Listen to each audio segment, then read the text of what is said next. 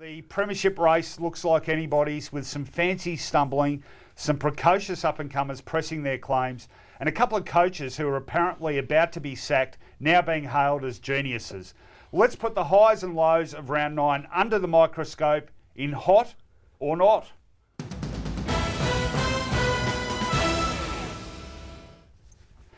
Okay, I'll kick us off. And I'm going to start with a very hot, and it is the deliberate rush behind rule and the belated decision of the umpiring department to crack down on the interpretation.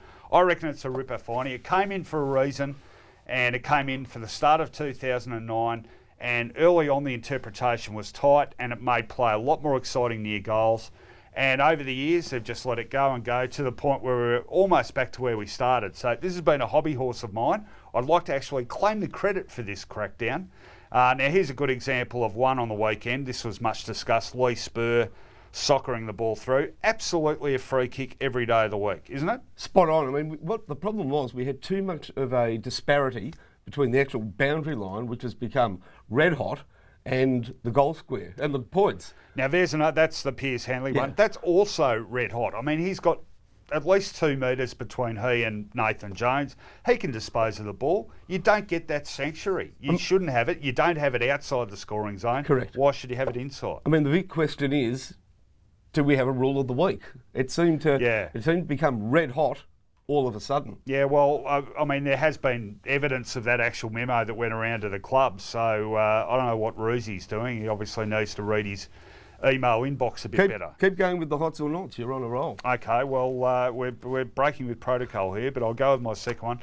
My not goes to Fremantle. Unbelievable fall from grace this is. From a game short of a grand final to 0-9, looking like wooden spooners. How does it happen? How does it happen? Well, I don't know. Some people now suggesting they're tanking, but they're not actually getting smashed by anyone. And that's the thing. I mean, it's really hard to work out what's going on.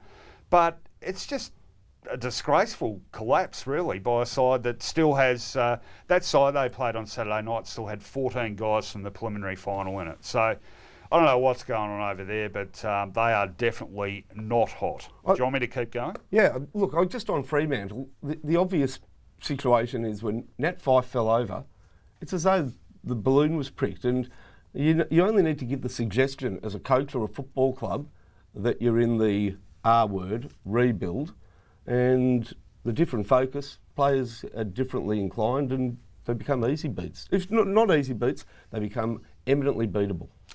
All right, well, let's finish off whilst I'm on a roll. I will do my last one, and it is also a hot, and it goes to Robbie Tarrant, North Melbourne key defender, who was absolutely sensational against Carlton on Saturday night. Now, I'm singling him out because if there's been one reservation about the Roos, it's been their defence. Now, Scott Thompson's been the man who holds the fort there in a key position sense. But this is the guy who can offer him the support he needs and allow Thompson to do the rebounding that he does so well. I think without a guy like Tarrant standing up, they will eventually be overwhelmed by other really good sides key forwards. I think with Tarrant there and playing well, that could well be the difference between them being able to win a flag and not. So in structural terms, very, very important. And in performance terms, definitely a hot. And I always give extra points for a guy who can do it with a bandaged head too. Always gives it a bit of extra cred. So he's hot. Great call. I mean, that is a great call on this weekend. They're playing Sydney. Without Tarrant, they just don't have the height in the back line, really. They would have been exposed by either Tippett or Sinclair. You know, Franklin plays further up the field, but they need Tarrant's extra couple of inches. Now, do you want to hear my hot? Okay, you've got about a minute and a half to get through your hots and nots. Go. Jay Cameron. What good. a Sunday for Jay Cameron. 11 goals. No, he only kicked 5. He and she. Of course, Jess Cameron, who plays Test cricket for Australia, very good. is an absolute beauty. That's Jeremy Cameron kicked. Jess. I think Jeremy kicked the 5. He did. That one with a degree of difficulty that's worth noting. But Jess Cameron, another one of these multi-talented footballer stroke other sports. We've got Elise Perry, who plays cricket and soccer for Australia. Here's cricket and Australian rules football. And I tell you what, it's a fair standard of football. I umpired a Legends game on the weekend. There were 4 girls playing against the guys. They can really play their football. So we might just keep it to the Camerons, but I think it was very much worthwhile mentioning Jess Cameron. She's an absolute beauty, and Jeremy as well. Speaking of which, how did you pull up from that Legends game? Not legendary. Having to run Etihad. That would Is this be a my not? not hot. I'd say Okay. that's my not hot. It's a big ground, Etihad. Your own fitness? Fatness. Fatness, right. Yeah, it You are gasping a bit. You had half a packet of Winnie Blues before you came in, didn't you? You're looking a bit worse for wear, Finey, let's be honest. Well, time was again me. Yes. Let's just say. But we sorted it out and broke a few laws in the process. Okay, you got one more to go. A hot. Yes. You'll have to remind me, Ron. It is.